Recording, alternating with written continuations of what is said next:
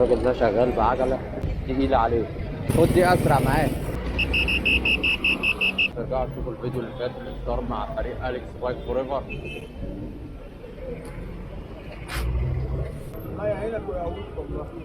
أنا قلت له بدل مش راضي. مش راضي. قلت له خد دي اديله فرق وهدي لك فرق كمان. اديله فرق. اللي أنت عاوزه كفاية اللي هي منك. أنا هاخد دي وهديك فرق كمان. أه يا عم كفاية إن هي العجلة بتاعتك.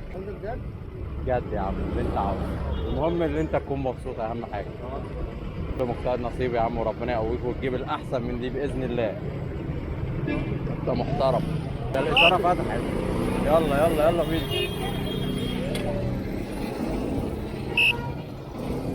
يلا الله ينور. ماشي هخش على يمين خش يمين. اصبر يا عم الحاج اصبر.